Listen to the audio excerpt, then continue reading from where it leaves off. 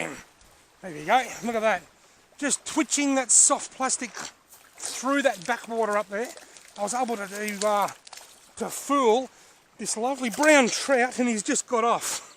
I was able to fool that lovely brown trout into taking my soft plastic. It's a striped tiger nymph, a 1 inch nymph.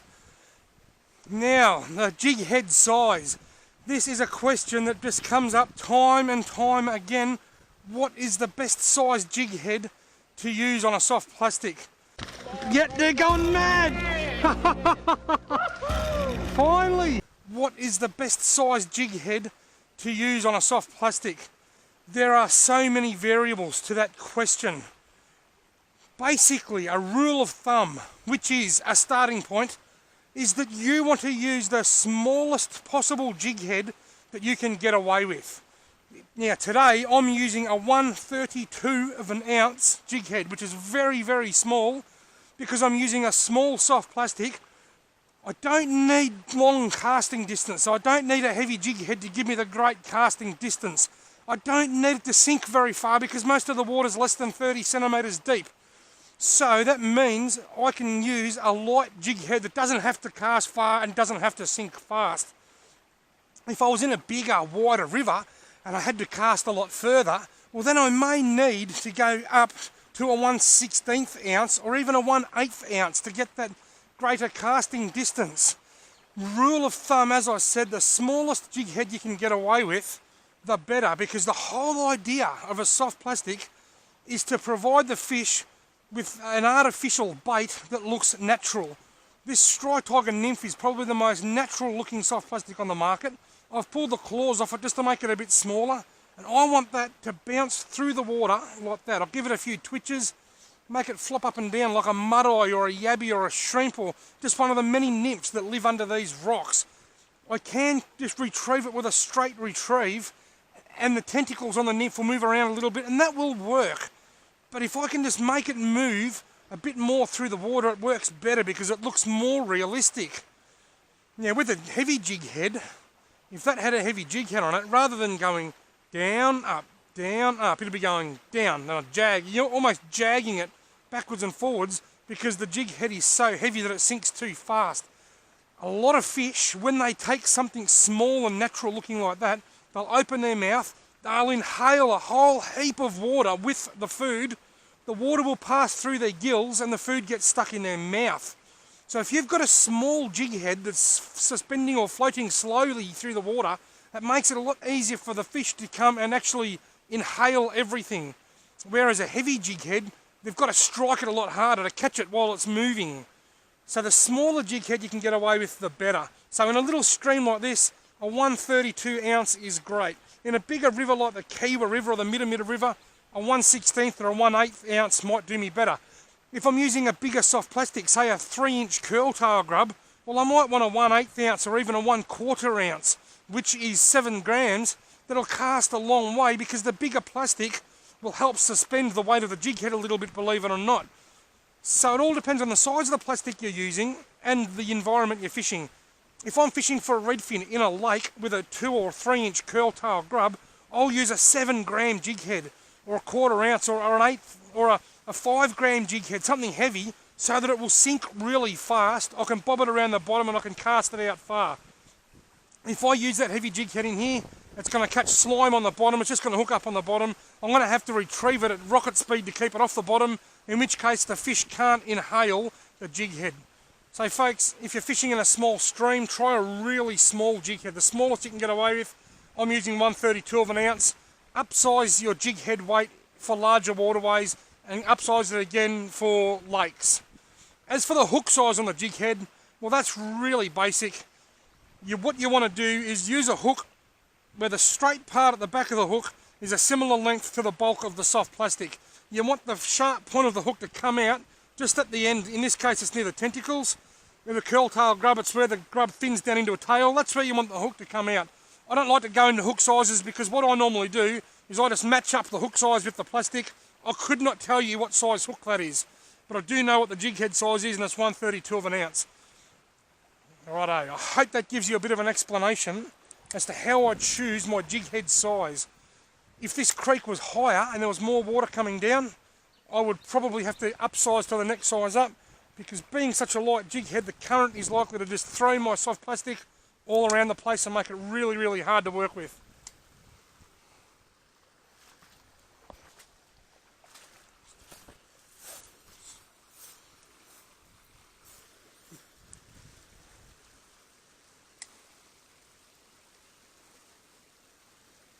Ooh.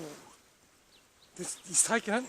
I've just had a trout follow that and hit that 3 or 4 times, but refused to hook up. But being a small jig head, I can make it look really natural and just keep it in his face a bit longer and he may come back. This particular spot that I'm fishing in now says a lot of fishing pressure, and I'm suspecting it probably saw fishing pressure on the weekend, which is why that fish is probably a little bit shy.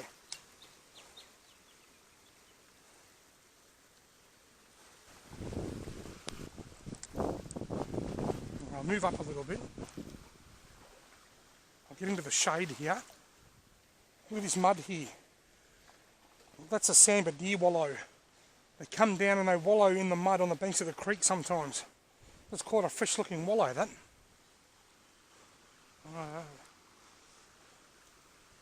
Yeah, that's got to get a fish right up in the honey hole. Right up in the good part of the hole. That's the one he's following it. Take it, take it. Oh, he missed it. He missed it. He was only a little fish. Looked like he was only about, probably not even 20 centimetres long maybe. I wonder if he'll come back. Oh, he hit it. Wow, I don't think he'll come back. These fish are pretty switched on in this creek at the moment. I think this creek's seen more than its fair share of fishing pressure lately. Oh, he's taking it. Oh, another one coming after it. Oh, he's a nice brown, look. Can you see him? Look, look. This is why I like a light jig head. See him? Look, he's still dancing around with it. Oh, he's trying. He's hitting it. Look, can you see him? Not sure whether the camera's picking that up or not, but he's playing with it. Being a light jig head, I'm able to keep that in his face a little bit. He's opening his mouth. He's a bit apprehensive. Where did he go? He's just seen me, I think, because he's just shot downstream. How was that? Because of the light jig head, that lovely brown trout was kept opening his mouth and cautiously trying to nip at the tail, but he wouldn't actually take the lure properly.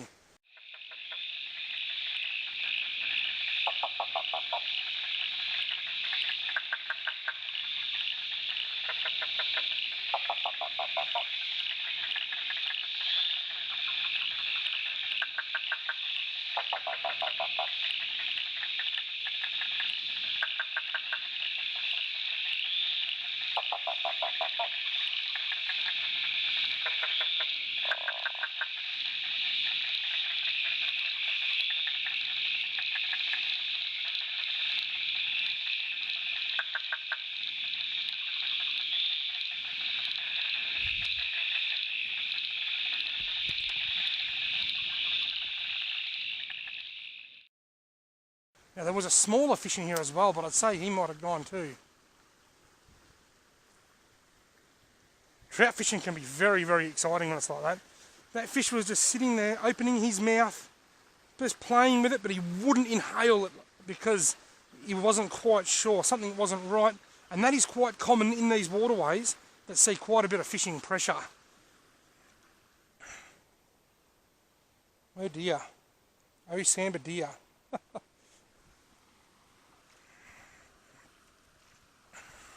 You can see samba deer footprints here as well.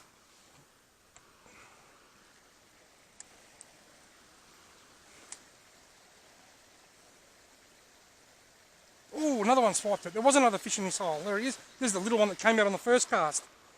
See, there he is. There's a little rainbow. That brownie was quite a nice fish a minute ago.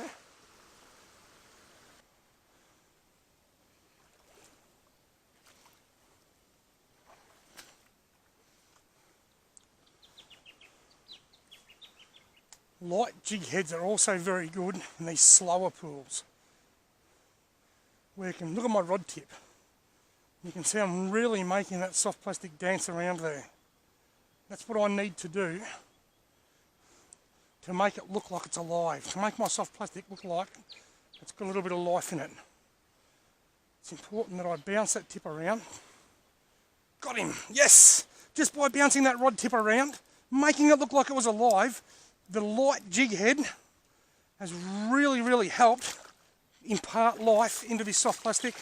I'll see if I can land this one because there's such pretty fish in it. Oh, he got off as well. Oh no. I was just going to say, I'll see if I can land this one because there's such pretty fish in this creek. He was a very fat brown trout. He was in great shape.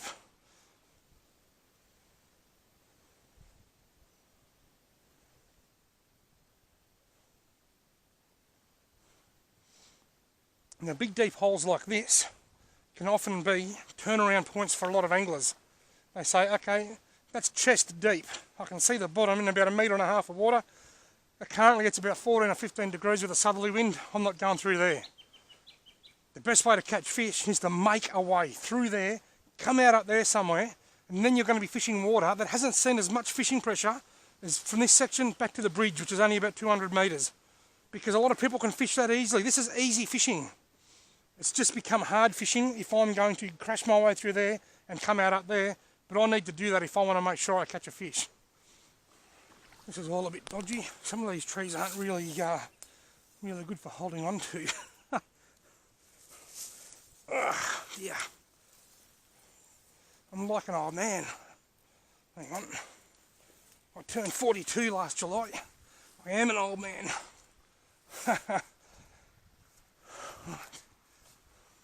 Haven't seen any snakes yet. Up here, there is copperheads, browns and blacks. And on a cool day like today, when it's only, it's only probably 12 or 13 degrees, I would imagine if I see a snake, it'll more likely be a copperhead than anything else. And to be honest with you, they're my favourite snake. The Highland copperhead up in the hills.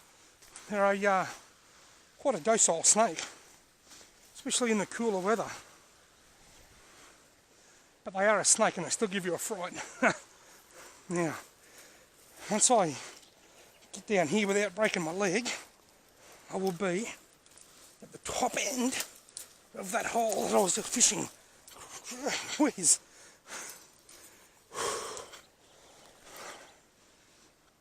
Now, I don't like fishing from above, but sometimes you don't have much choice.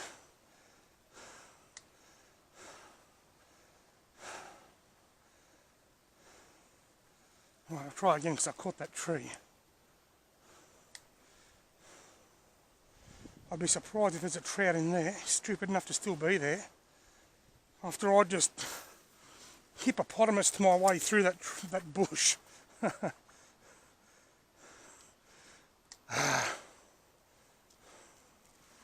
Bugger it. Move on up. Rightio folks, I'm experimenting a little bit here. As I was coming through the bush, somewhere along the line I lost the tentacles off my striped tiger nymph. They were on there before I climbed out of that hole and they were off by the time I got up this end. So because the hookup rate has been poor, what I'm doing, I'm going a different colour. I'm going the bright orange spawn this is called, and I'm pulling the claws off it again. And you might be asking why I'm trying a different colour. Sometimes you don't need a reason. Sometimes it's just good to try something different. The brown trout, I've hooked 2 nice brown trout, and I've had a few other follows, and the hookup rate has been poor, so I'm just making a change. Simply making a change, experimenting. If this doesn't work, well, I can always go back to the black and gold because I've got a couple more in my bag. Wow, what a lovely pool. If I don't see a fish chase my orange spawn nymph in here comes one. He's following it.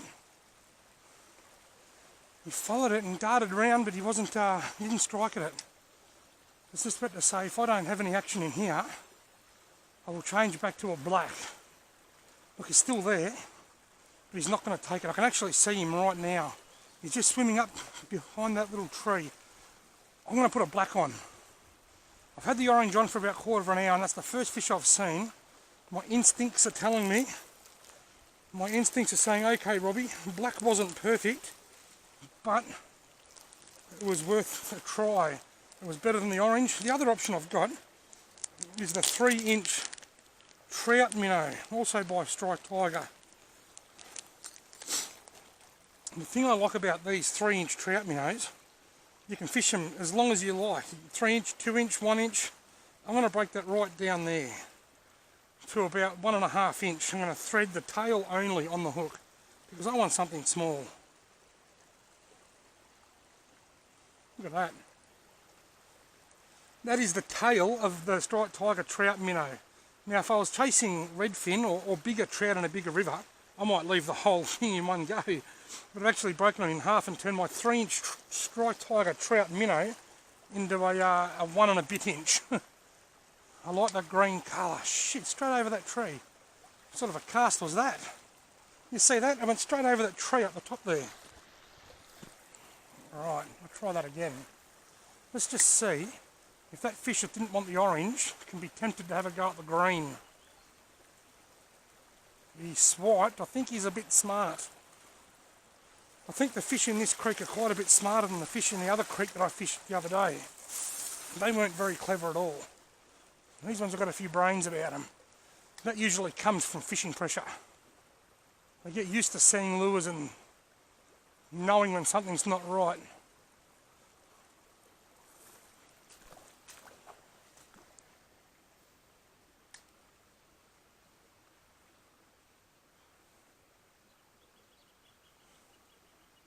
Here he comes. Take it. Got him. You hit it. You got it. Look at that. Let's see if I can actually land one. There's a rainbow, this one. Right. Righto, Mr. Bow. Look at that, eh? They're a lot fatter in this creek than the creek I was fishing the other day. Have a look at that. He's a beautiful fat fish. And he has just been caught on the striped tiger trout minnow. Or the striped tiger minnow. I'm going to get a quick photo of you, pal. If you don't kick off while I stuff around with my phone. Because once again, I've left my camera in the car. Alright. Righto, you ready?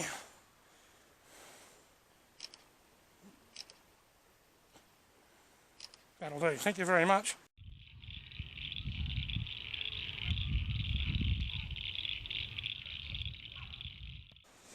I'm going to let you go straight away. See you, mate. Off he goes. You see that? Now, he was caught on this 3-inch striped tiger trout minnow, but I broke it down to about 1.5 inches. I just used pretty much just using the tail of the soft plastic. I put an orange spawn striped tiger nymph in front of him and he didn't show any interest. So we moved to this little trout minnow. Something the green he took a bit of interest in. So sometimes just a subtle lure change or a colour change can be all that's required to turn your follows into strikes.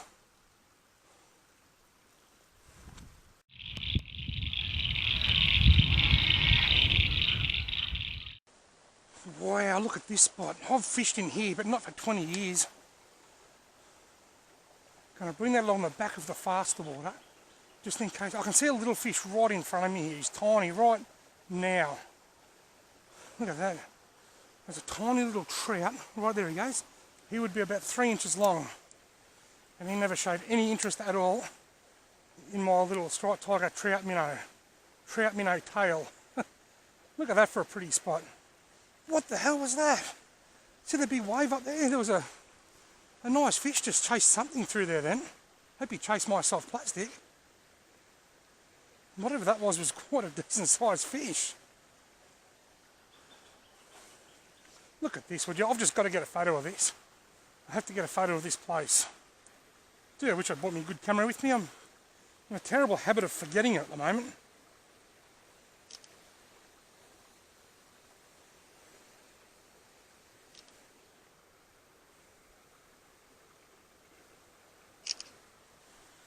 I wonder what that was that swam up over that rock then.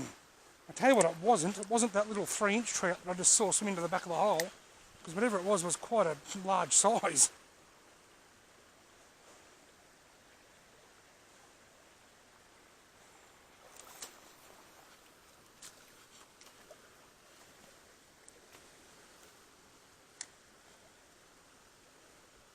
Come on, there's got to be something in there.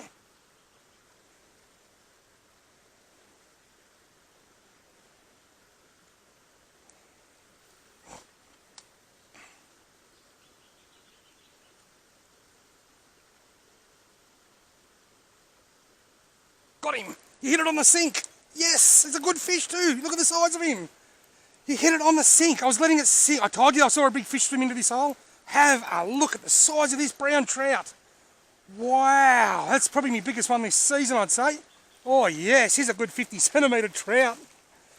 You hit it on the sink. I let it sink, and I was holding my line firm as it was sinking, and as it sank I felt a jab, so I struck up, felt some weight, set the hook, and there he is. Have a look at this. He is a good 45 centimetres, I reckon. That is an absolute ripper of a trout. Gee, I wish I had someone with me here now to get a photo of this. Come here, buddy. Just playing him a bit gently, this one. The others I just lift out of the water, and if they get off, they get off. But I want to get a bit of a photo of this one because that is what trout fishing is all about up in these streams. Look at that. I told you I saw something big swim up next to that rock, didn't I? He has taken the Strike Tiger Trout Minnow, the new soft plastic on the market for this season, but I've broken it in half, and I've just caught him on the back half of it. Righto, mate. Oh, gee whiz. Using the really light jig head, he has hit that as it sank, because it wasn't sinking too fast. If it was a heavy jig head, it would have been sinking much faster. I'll try the comfort lift. Have a look at that. Wow. I wouldn't read about it. My bloody mobile phone's in the wrong pocket, but it's alright, I've got it. I'm going to try and get a real quick photo of you, mate. If I can fit you into the frame.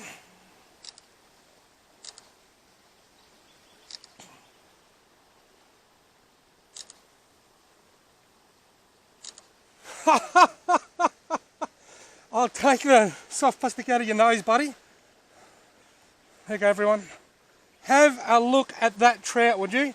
That's nudgy. That's got to be close to 50 centimetres. So I'll see you later, my friend. Look at that. Yes! Oh, I am pumped. Look at this tangle. I said the other day about Maxima Ultra Green. It's easy to untangle. I'll show you what I mean. Oh, I can't begin to tell you how excited I am to catch a trout that big in a stream that sees so much fishing pressure. And you know what I reckon done it? Soft plastics. Soft plastics have the ability to catch the bigger, smarter, more educated fish than bladed spinners. I've said it before, bladed spinners are the easiest way to catch trout. There's no doubt about that. You cast them out, you reel them in, the trout commits suicide, end of story. But they're also quite artificial looking, and you're preying on the trout's curiosity more than anything. With a little soft plastic like this, you're preying on its hunger, its appetite. It wasn't killing that or attacking that or hitting it out of curiosity. It thought it was food, and boy was he wrong. Wow, what a way to christen the new Strike Tiger Trout Minnow. I couldn't be happier right now. I'm absolutely stoked. I've got another one following it. I nearly caught another one, a little one in the same hole. That one was about 20 centimetres long. Oh! I just finished saying as I come round that bend back there a minute ago, the streams like this that don't have as many trout tend to have a bigger average size. And then I proved myself right.